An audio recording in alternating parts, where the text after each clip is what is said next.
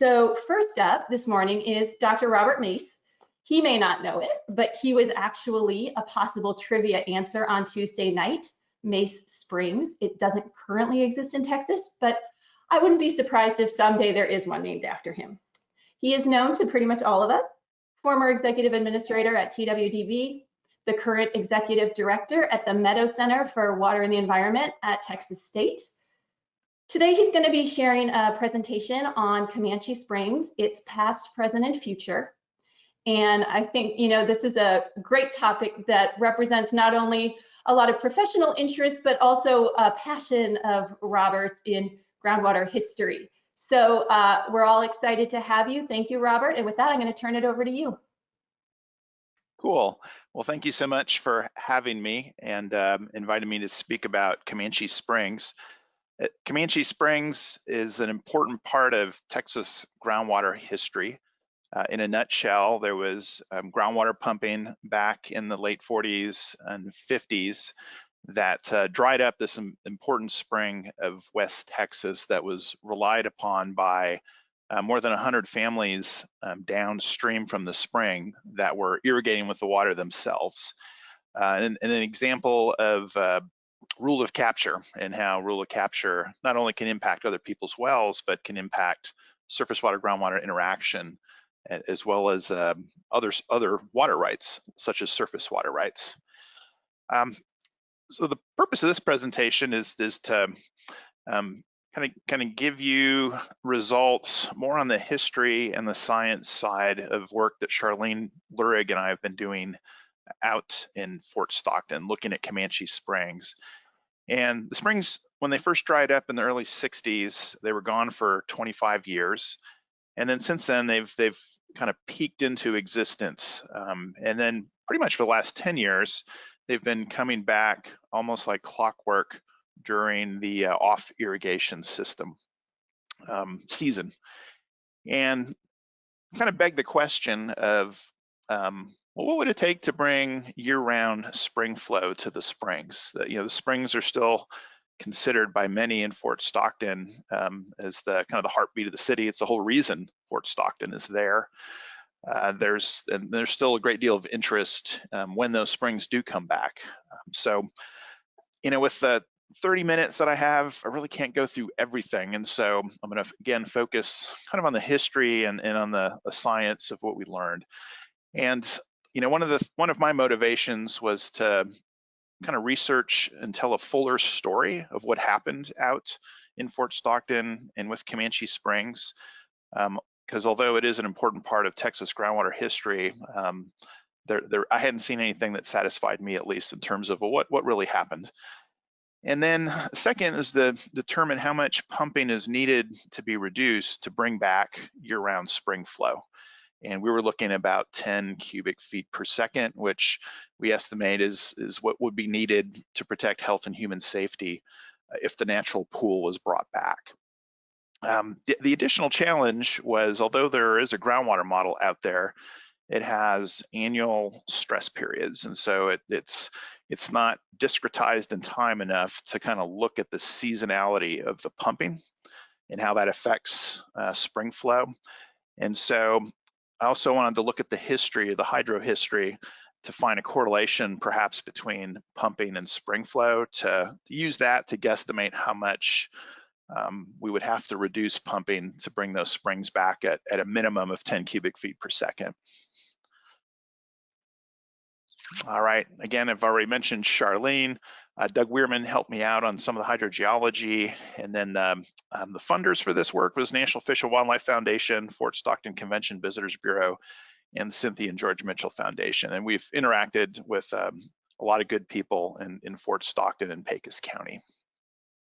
So I'll briefly talk about the hydrogeology. We'll go into the hydro history, the springs and spring flow and the pumping, and then unintentional, there's some consequences that come out from what I found kind of looking at the historical, looking at the historical information. And then finally, how much do we have to reduce pumping to bring back spring flows? This great photo, circa 1900, is showing a bunch of kids swimming in Comanche Springs, and back in when it was in its natural state more than 100 years ago. And then this is more recent, what the springs look like. It's Big Chief on the left there, and this is the main canal leaving those main springs in the center with some kids hunting crawdads. Who the heck knows where crawdads come from when the springs have been dry for 25 years? I guess those things hibernate for a good long time.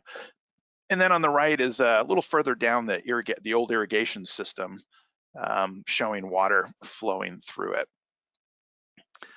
Situate us, we're out in West Texas, Fort Stockton. Here's Fort Stockton here. This is Interstate 10 running right yonder there. Comanche Springs is on the east side of Fort Stockton. And then the Leon Belding area where the groundwater pumping occurred that led to Comanche Springs drying up is about 8 miles west, and it's in this area here. There's pecan farms and trees down here, and then kind of a lot of alfalfa and things like that, crops being grown there, and you can see circles through here.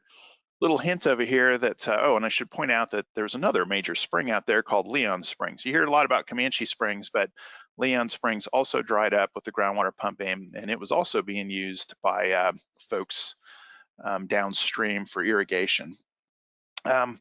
That Cold Springs, one of the interesting things I found out is that there was a bunch of springs downstream Comanche Creek from Comanche Springs. If you're familiar with the area, you've probably heard of Diamond Y Springs. I certainly had heard of Diamond Y Springs. San Pedro Springs was something of a major spring in that area, and then just a bunch of springs located throughout here. I'll confess I don't exactly understand how these were connected to the overall flow system. There's a lot of alluvium that's been deposited on top of the limestone here, perhaps suggesting that these springs, which went dry around the same time Comanche Springs went dry, were perhaps connected hydrologically that way, that Comanche Springs flowed, leaked into the alluvium, and then came back up as these other springs. But that is something that could use some additional studies. Comanche Springs, as the S at the end suggests, was a series of springs, but the main springs are up here. So that Big Chief photo I showed you is right there. It's the caged spring. It's actually in a cage to keep I guess kids from trying to get in there. And it's been caged for a long time, even when it was flowing back in the day. Government Spring is another spring. You can kind of see that blue. There's now a Olympic-sized swimming pool that is on stilts over the original and natural spring basin. And then there's a number of springs that are up the way, including clear over here, Headwaters, the Headwater Spring. Some more historical photos. This is that Government Spring there. Big Chief would be off to the right. And pretty deep pool. I mean, this dude is sitting on a diving platform, and so if you could dive that high into that pool, it had to be pretty deep. And then here's kind of looking back the other direction. There's that diving platform and one of the old fort buildings there at the springs. Again, both of those from 1910.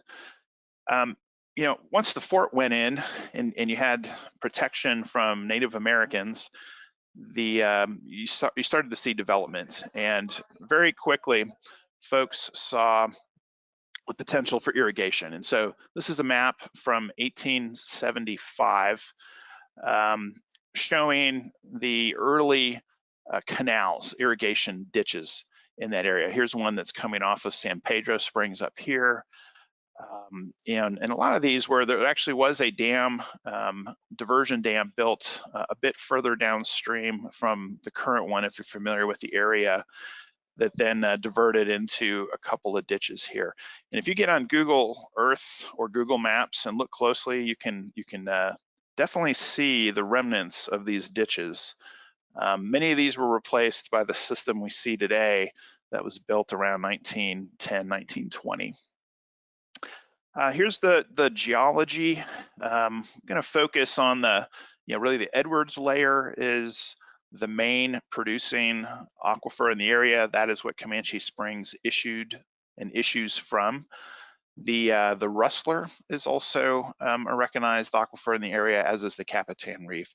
There's Dockum in the area, but it's not really considered a viable aquifer. These are Robert, hydrographs. never. A couple people have mentioned they're maybe having the edge of your slides cut off. Is it looking that way to you on your end? It is not. It is okay. Looking. So what I'm seeing is at the very, very top edge of the slide is ore group unit. I see the word aquifers, and then whatever's in the last column is cut off a little bit. Oh, okay. Let me. Maybe if we just. Can you see it better this way? It's smaller, but now we do see that top it. It's just getting cut off by a smidgen on the edges. Smidgen. So let me see if Maybe this. if we go back in, it might just fix itself. Here we go. Let's try this. Thank you for correcting that. Sure. Apologies for interjecting there. No problem. Appreciate that. So this is showing water levels measured in the Leon-Belding area for the Edwards, the Rustler, and the Capitan Reef. And these are elevations. So water levels in the Capitan Reef are higher than they are in the Rustler, and which in turn are higher than those in the Edwards. And so that suggests an upward flow potential in this aquifer system. And in fact, the water quality in the Edwards looks very much like the water quality in the Rustler. It's about 1,300, 1,400 parts per million. City of Fort Stockton has wells out there, and they actually have groundwater desalination plants. Spatially, what those aquifers look like. So here's Fort Stockton. I don't know if y'all can actually see my cursor now, but Fort Stockton's in the center.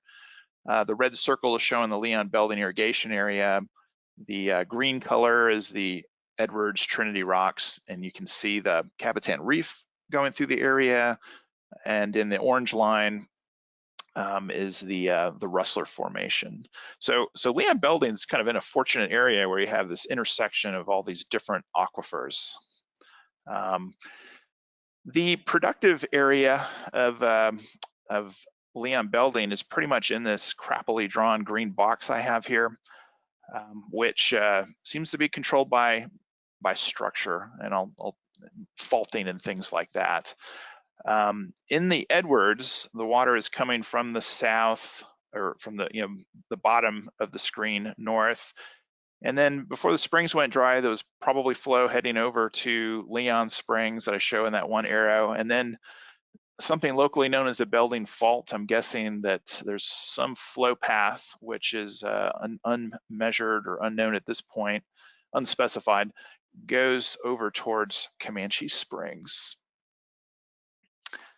Here's a geologic cross-section, east-west through the area, and here is the Leon-Belding area in the center.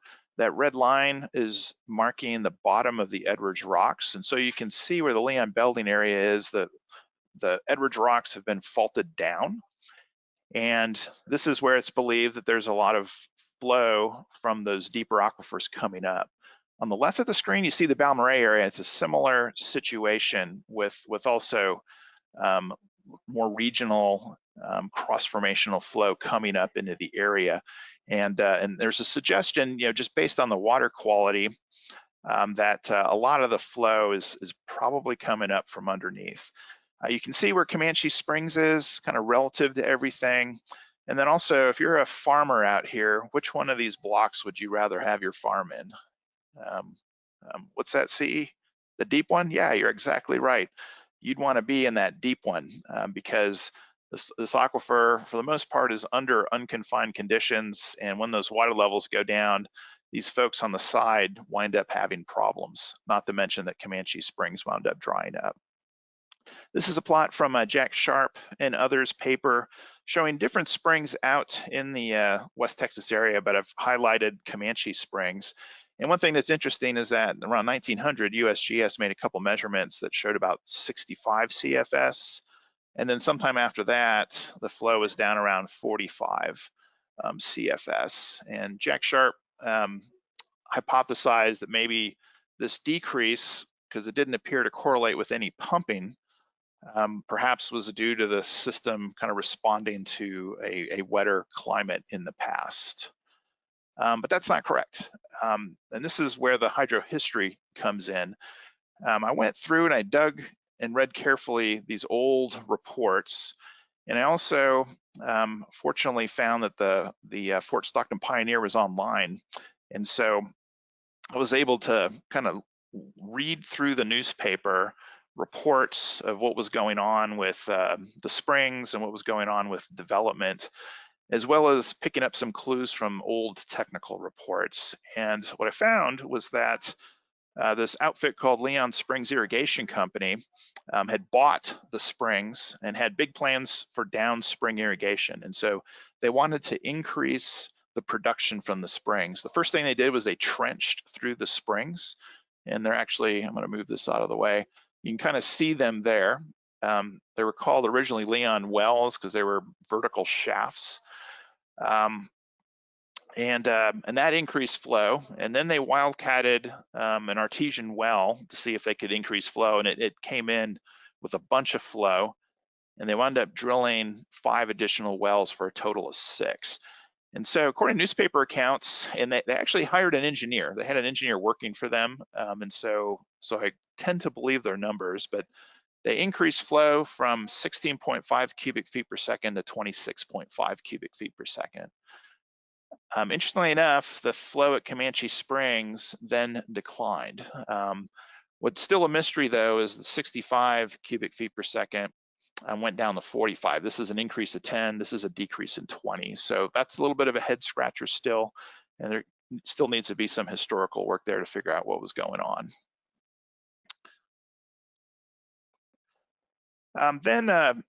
Probably inspired by those wells drilled at Leon Springs, a group of Eastern investors that named themselves Davenport Irrigation Land Associates drilled a well off, more in the what we know now as the Leon Belden irrigation area, and came in with a good well, 1,000 gallons per minute. They wound up creating the town of Belding and had big plans. Near as I can tell, though, they went bankrupt after a few years, in large part because it cost too much. There were pumps at the time. This is drilled by Lane and Bowler and outfitted, but it was hard to get affordable energy to produce this water. However, locals took note that there was the potential for big water out in this area. And that ultimately came to fruition in the late 40s. And so this is just an irrigation well in the Belding area, more with it's like a big V8 hooked up to that, affordable supply. MC Slatton was the one that opened the first irrigation project in the area, joined by Bill Cochran and TB Armentrout, and then ultimately by the Williams family. I should note, the Williams family gets blamed for drying up Comanche Springs, but it was a ensemble effort. I also don't believe anybody intentionally set out to dry up the springs. When you're out there, and certainly it was the case for me, I drove from Comanche Springs out to the Leon Belden area. I'm not sure I would have guessed that there was a connection from that area over to Comanche Springs at that time. So here's detailed measurements the USGS has of spring flow at Comanche Springs. Here we are about that 45, pretty consistent. And there's data that goes back deeper in time, again, pretty consistent, which I would say suggests a regional flow system, again, cross-formational flow. Those wells started going in 47, you kind of see this gradual decline, and then suddenly, folks are like, this is working out pretty good, and really started drilling and pumping wells. That started causing problems at Comanche Springs. And so in 51, the downspring irrigators filed a lawsuit. And you'll see here that for the most part, especially when you kind of look at the bottom, things bottomed out about the same. It doesn't appear that there were additional wells put in because you didn't know if you're going to get shut down by the courts or not.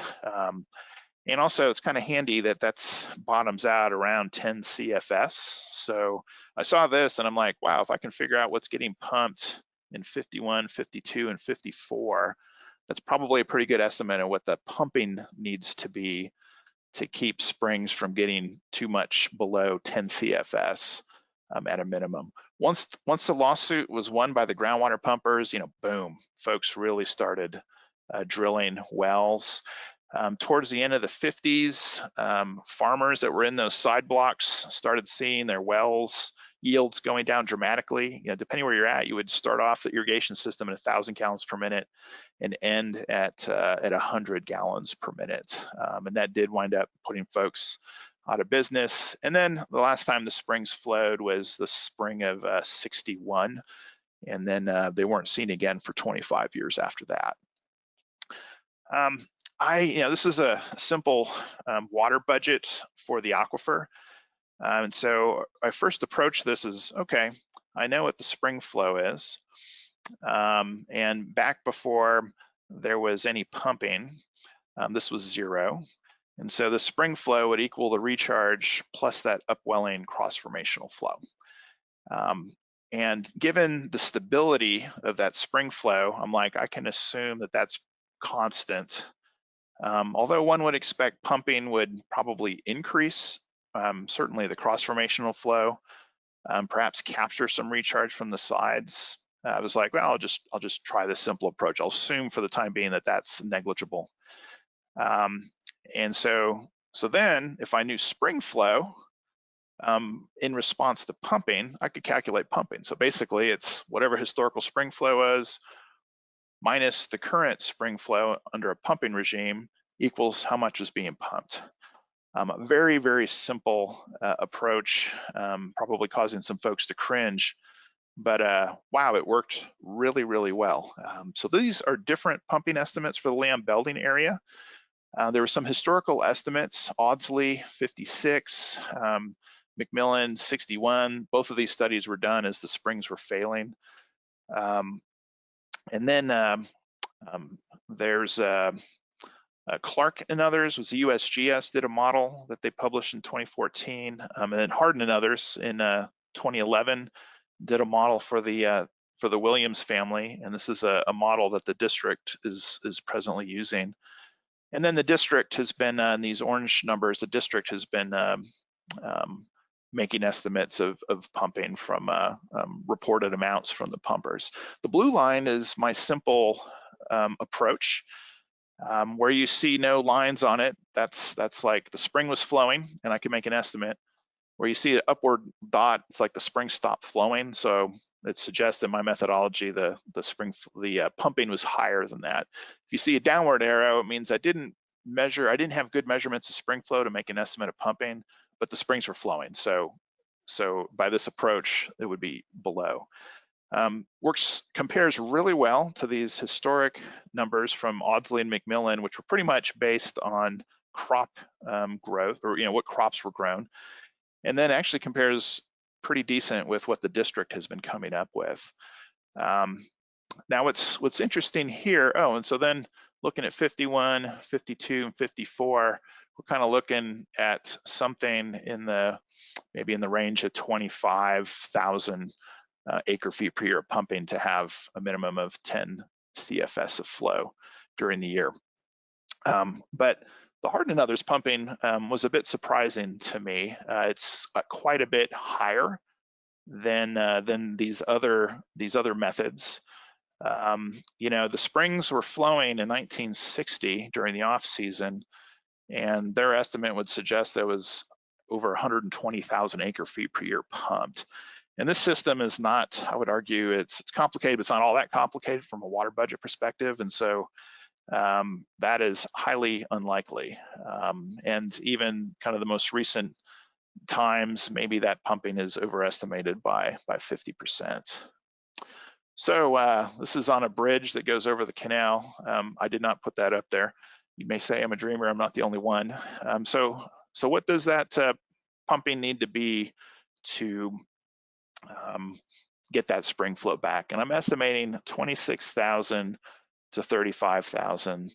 The 35, kind of that increase of 9 to 10 is kind of based on that uncertainty on the decrease in flow at Comanche Springs, but I tend to lean towards this latter number.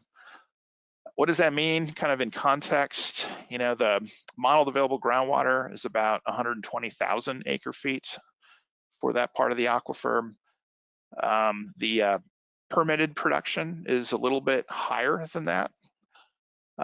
This is what has been pumped based on district numbers, which is about half of what's been permitted. And then it's looking like we're going to have to be half of that to bring back year-round spring flow. So I'm going to end with one of the spring kitties. There's during the winter months, there's stray cats out there, and they like to kind of get down to where the springs are flowing because that water is warmer than the ambient air. And I was out there with Ty, and it was like several of them came out of it. And it was like they were chilling in there with cigars or something because they came out wet, you know, kind of sitting in the water. But anyways, to conclude, there's I think there's value of looking at the history, which I don't think previous investigators have looked at too closely to kind of compare what they're coming up with what's actually happening with the system and what's known about the system. And so just looking through old newspaper accounts and studying those old reports real closely really elevated the understanding of the system and provided some valuable information on recharge and discharge. The current model, I would argue, needs improvements. Sure looks like the pumping is way overestimated. There's some other issues with the model that that cause it to need to be updated because there's just been new discoveries of the system since then. And the conclusion that pumping needs to be substantially reduced to achieve year-round flows. You might consider next year bringing Charlene Lurig in to talk about kind of the economics of and the water marketing that would need to occur to bring back spring flows. She's actively working on that. And so with that, happy to take any questions. Thank you so much for that, Robert. We have had a couple questions come in, and actually you you kind of just dealt with one. And what ideas do you have to go about reducing the pumping? So there's several things that we're looking at. You know, one is conservation. You know, there's up in the Pacific Northwest, there's been parties that have come in and said, we will pay to help you conserve water. You don't have to pay anything, and we'll split the water savings with you and then dedicate half of those water savings to, in their case, the environment. So a system could work like that. I mentioned the intersection of all those aquifers out there, and so we could incentivize folks to go into the deeper aquifers. Although you'd have to be careful you're not robbing Peter to pay Paul there. It is fascinating to me that my simple water budget approach, you know, I would hypothesize going in that the more you pump, the more flow you would have induced from underneath. And it doesn't, the data is not showing that. And so maybe that creates an opportunity. And then creating a water market to where just water rights are bought and retired and dedicated to bringing spring flows back. And then Charlene's done a lot of work on where would the money come to make all of these things happen. Mm-hmm. A couple other questions came in. One, how sensitive is the spring flow to rainfall? You know, it's based on what I've looked at, it does not look like it's sensitive at all. And that's based on the fact that it's like 45 cubic feet per second was pretty stable for a very long time. You know, before the pumping occurred in the late 40s, so you know, 30 some years, you did see some interseasonal changes in flow, although, and that could be the impact of recharge in the Edwards and the Glass Mountains to the south. But that also could be impact of how that irrigation company, Leon Springs, was managing the system. They built a lake there, and that lake actually, the flow backed up over the springs. And so if they made releases, that would have increased spring flow. But it doesn't look like it's terribly sensitive, to be honest with you. Okay. And then somebody asked whether or not there were any endangered species in those springs, and were there any other environmental considerations in returning the spring flow there? There were endangered species in those springs. The Comanche Springs pupfish, which does exist over in Balmorhea, but they were basically extirpated from those springs. There may have been some other critters in those springs that were extirpated. Extirpated's just a fancy word for we killed them all here, but they exist somewhere else. There's the National Fish and Wildlife Foundation, which was our primary funder for this work, is interested in the endangered species, not endangered species, but habitat part of things. And we did take a look at what would help the species in terms of flow, and felt that if we brought back 10 cubic feet per second, that would be an added benefit out there. You don't exactly start conversations out in West Texas with, "Hey, what do y'all think of endangered species?" But Maybe not a good intro anywhere. but you'd be surprised too that there is some interest on that out there, and that would be helpful for those species, which are pretty much restricted to those springs in Balmorhea and Diamond Y Springs, which has been failing lately. I'm going to ask you one more question. Just Sure. came in, and I'm going to read it and make sure I get it right here. With this being a dynamic karst water system, what are your thoughts on the potential for natural change in the conduit system to have an influence on the discharge of these springs? Um, I guess don't by natural change, it's like the dissolution, not in our lifetime. Is that an issue? That may be referencing earthquakes, because some people have said, oh, there was an earthquake that affected Comanche Springs. That doesn't appear to be the case, because the kind of that simple water budget analysis I did applies today equally as well as it applied back before the pumping occurred and before the earthquakes occurred. So, but could there be an earthquake that changes things? Sure. Wonderful. Thank you so much for that, Robert.